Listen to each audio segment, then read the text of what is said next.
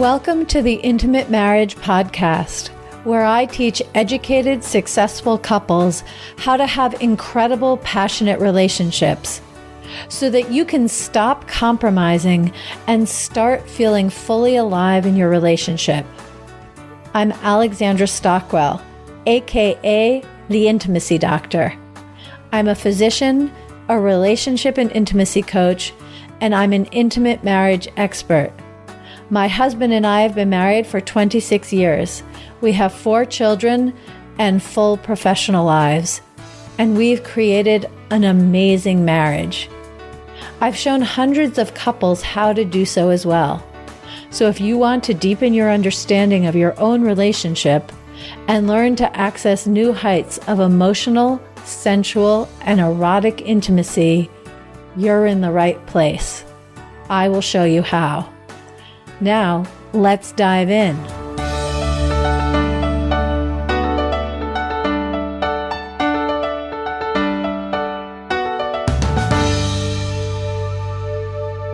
I'm really glad to welcome the doctor's tiger today, Robyn and Eric. Thank you so much for joining me on the Intimate Marriage Podcast. Thanks for having us. We're excited to be here. Yeah, I'm really excited to have you. I think I heard you interviewed somewhere, Robyn, and I've read different comments, and it always opens my mind, and I feel a lot of resonance, even though this is our first conversation, and it's also my first conversation with you, Eric.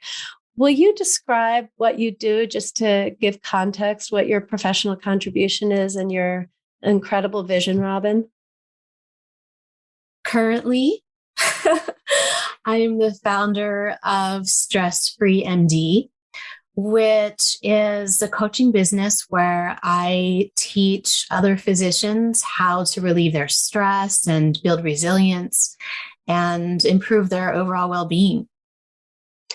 And how long have you been doing this? Is this in part a response to the pandemic, or does it really predate the obvious stress levels that have risen? Well, I've been in this space for about 10 years. I transitioned out of diagnostic radiology about 10 years ago after becoming very stressed and burned out and learning how to help myself. And then I wanted to help others learn what I learned. So I initially started helping several other populations, people on the cancer journey, military veterans, first responders, and anybody and everybody really that wanted help. And then, point well taken, when the pandemic hit in 2020, I decided to really hone in on our medical colleagues, understanding what they were already experiencing at the time, which was, half burned out, over 80% on the depression scale, suicide twice the national average, and knowing that the pandemic was only going to increase those numbers. So I have been helping physicians all along, but I really pivoted to focus on physicians in 2020. Thank you. Thank you for that. And Eric, you're a retired radiologist. How long have you been retired? I've been fully retired about 3 years. And it was about 30 years of practicing diagnostic radiology, and it was time to move on to another chapter. And so I figured with with Robyn also changing like what she was doing, it was a good time to just move on with our lives and try something else. And is there a specific next chapter? Is there something else you're trying? I'm trying a little bit of everything. I'm currently taking courses at the local arboretum, which is associated with UNC, and I'm going to become certified as a naturalist, a Blue Ridge naturalist. So now, if I go on a hike with Robyn, I can tell her what the plants are, what the insects are, what the birds are. So that's keeping me busy with that. And then I take guitar lessons and tennis lessons, and I'm just enjoying life at this point. Okay, this is so amazing. I don't know if other listeners hear that the way that I do, but I'm 53 and I grew up in an era when doctors they retired when they died. And I'm not actually exaggerating. My grandfather's best friend was just a wonderful, caring, accomplished physician. And I think he needed to retire. He had no choice at, I don't remember, maybe it was 83. And everyone around him was concerned that he would just lose his will to live, which is kind of what happened. I mean, doctors would work until they were incapable of it. Now, that's not true anymore. That is definitely not true anymore. I think a lot of physicians, as soon as they hit 45, are counting the years until retirement. But that is a transition that has happened in the last few decades. And so I'm sure you've seen this phenomenon, Eric. Is that true? Yeah, it's very true. Like my father was an internist and he would have kept working probably his whole life. Unfortunately, he got sick, but he would have kept working forever. I remember doing rounds with him when I was young, and there would be like guys in their 90s, these internists who were still rounding early in the morning. And that's because that's all I had in life. So I didn't want that. I wanted to be able to enjoy, as I got older, I wanted to enjoy my life. Being a physician, you sacrifice so much to being a physician. And I missed out on a lot of family events with my children. And now it was time for us to just say, all right, let's do what we want to do when we want to do it. And so this is where we are now. Well, you speak about it as though it's so straightforward, but I know that takes a lot of courage and a lot of inner conviction, which I'm going to use as a segue for my biggest question that I bring to this conversation, because Robyn, knowing about Stress-Free MD and the way that you use yoga and meditation and inner calm as tools for thriving in professional context. This is me articulating it. That's not copy from your website. Would you agree with how I expressed it? Yeah, that and life coaching, putting all of that together. Yeah. Mm-hmm. And so I'm really curious, what did you notice in your own marriage? Is there anything that you would particularly attribute to a change or how you interact with one another or not changing between the two of you that's a direct consequence of you going so deeply into the stress-free space? Yeah, I mean, I didn't even recognize myself. I didn't want to be around me, whether it was outwardly so or inwardly so. I just was a very different person. And it just shifted me in a much better way. When your kid says, "Mommy, I like when you look at me when you talk to me." Oof. It's like, wow. When your child realizes that, so it really brought me to presence, more aware, more appreciative, just more alive. And was it always a simple, harmonious transition? Because even when overall there's going to be more wellness, sometimes when our spouses change, it's complicated, even when it's for the better. Do you know what I mean when I say that? Yeah, I mean, I would let Eric decide on that, but I think it was just step by step for the better, little by little, recognizing that I was suffering from this whopping case of chronic stress and being able to little by little lift the layers and manage my physiology and my thoughts just made it better for everyone. Me, the way I saw life, my family. Yeah, my dog. Mm-hmm.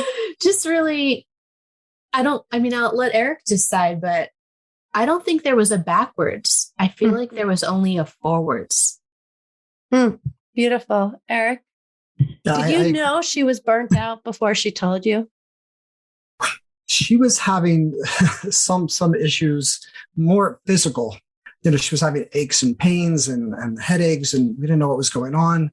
We got the MRIs and all the radiological studies, and it wasn't until later that we realized it was all from stress.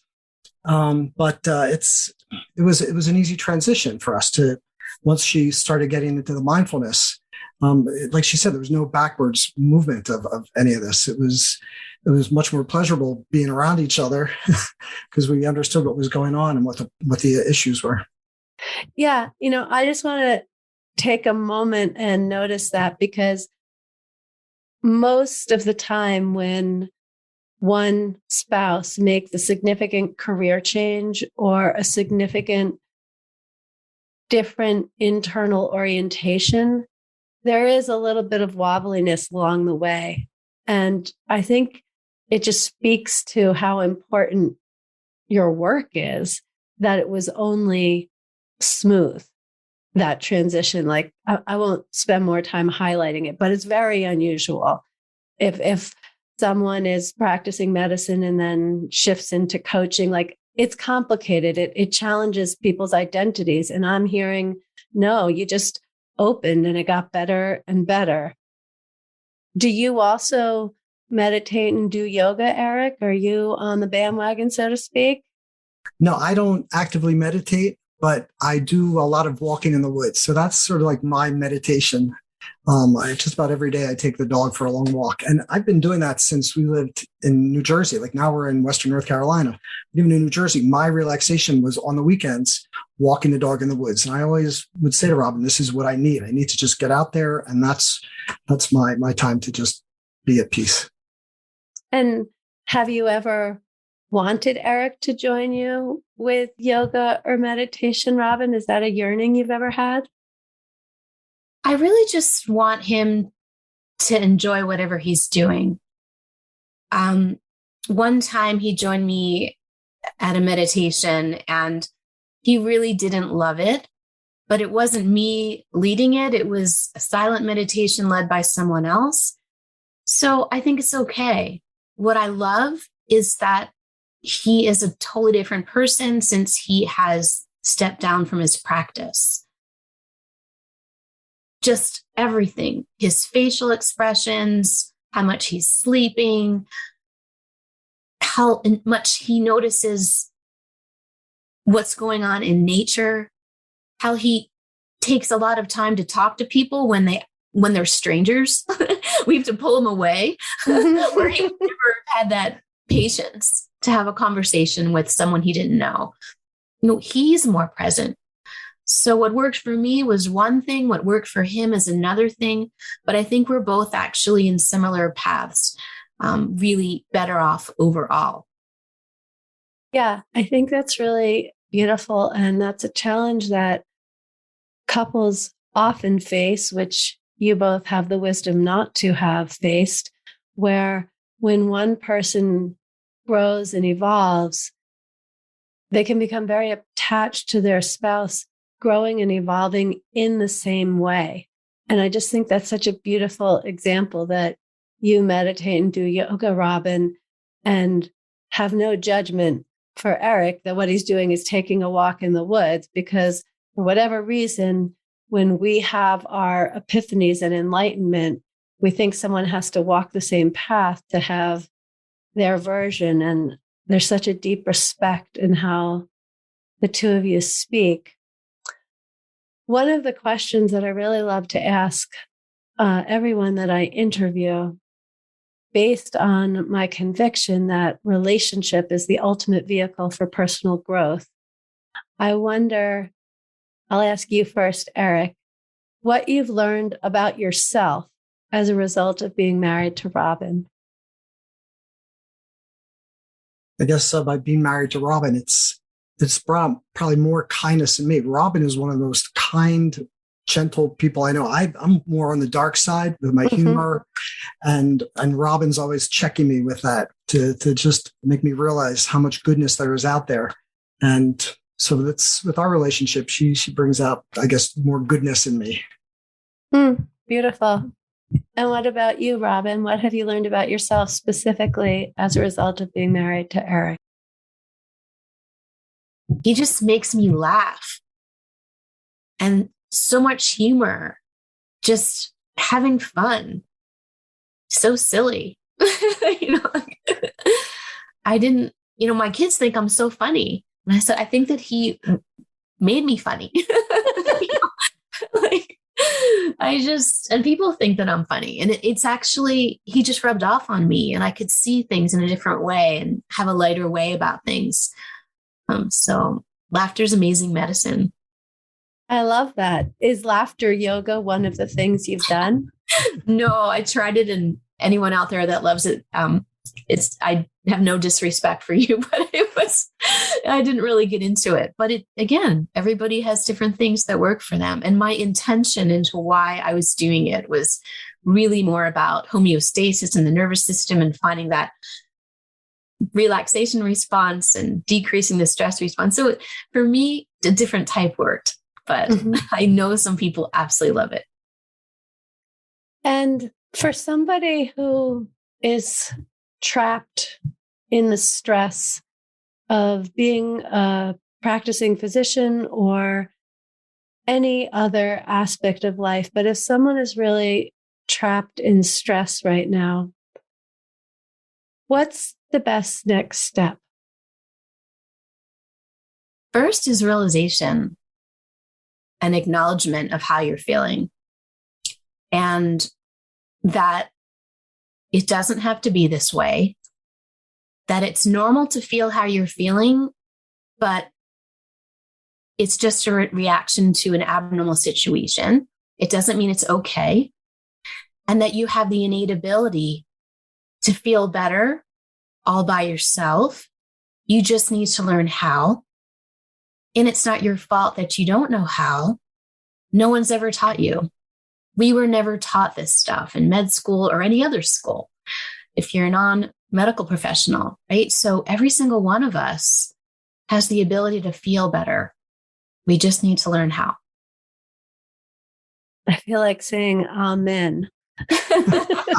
Okay. And what about the person who has some stress, but is basically, by kind of Western society standards, managing well enough, and their partner is really suffering from stress and is not yet at the point of those realizations and doesn't really want to hear it from someone else? It's different if your child speaks to you, but that doesn't mean that the stressed out person wants to hear it from their spouse. It just can add to the stress if the timing isn't right.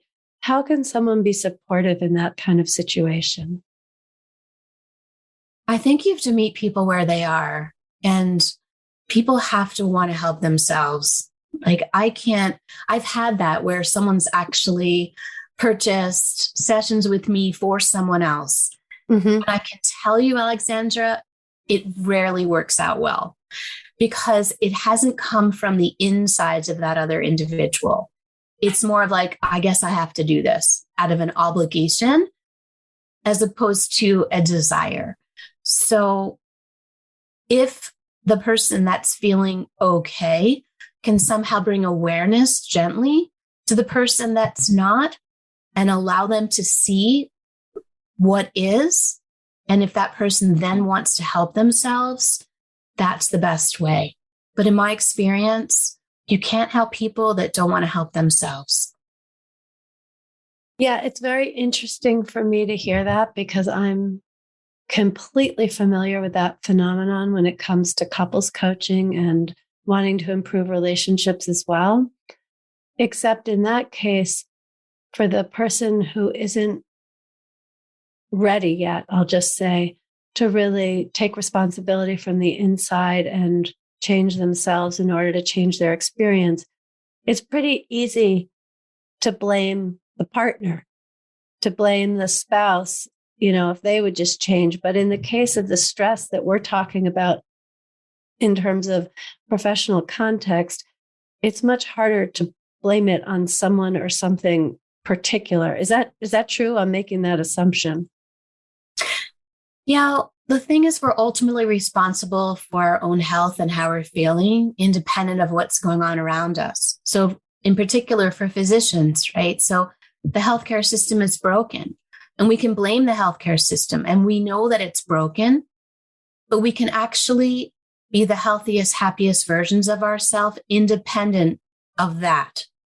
When we learn how to work with tools to allow us to feel that way. We can blame our jobs. We can blame our family situation. We can blame politics. We can blame what's going on in the world. But ultimately, we are still in control of how we feel, of how we think, of how we show up, of the results we create. So when we recognize that, it's incredibly powerful. But until then, if we just keep blaming others and other things and circumstances, we're just going to stay stuck where we are. What are some plans the two of you have for something in the future? Is there anything sparkling, a vacation or some experience that is calling you forward together? Our 30th anniversary is coming up at the end of August. Oh, We're going to be traveling to Europe at that time for 2 weeks. Congratulations. That's amazing. Thank you. How are you celebrating differently your 30th versus your 10th or 20th? We're actually doing something.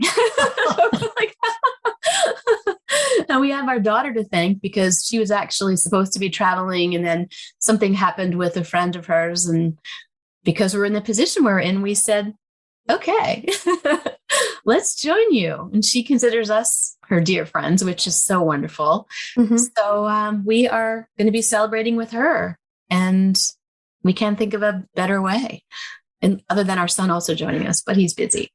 But yeah, actually celebrating, doing something amazing that we've never done. And means even more now that the pandemic has been upon us to actually travel and to spend that quality time together. Yeah, I really enjoy speaking with the two of you, and I want to express why.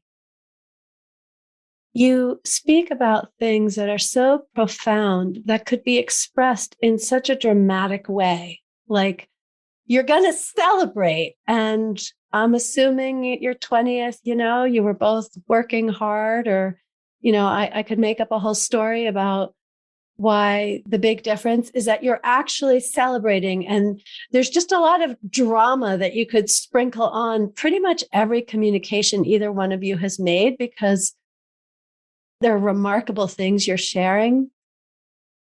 But you don't add that. You just say it with this clean authenticity. And for those who catch it, great. And those who don't, you don't have any agenda about that. And that really moves me. And I want to give that reflection. To me, that is completely walking your talk, and that a podcast interview could feel sort of like taking a walk in the arboretum and looking at this flower and looking at that.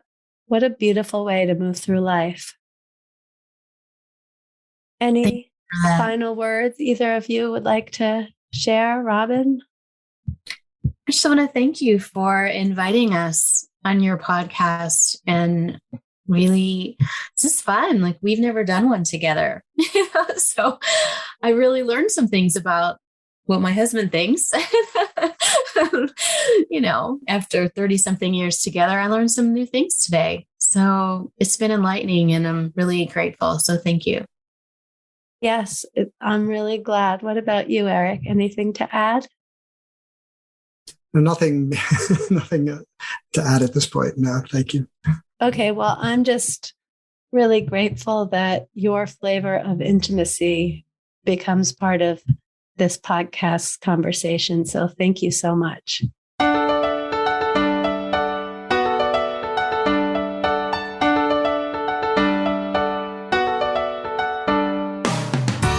If you enjoyed this episode, share it with a friend, and please leave a rating and a review. And if you're ready to deepen your relationship and create a truly intimate, delicious, and vibrant marriage, head over to the Work With Me page at alexandrastockwell.com and choose the program that's right for you.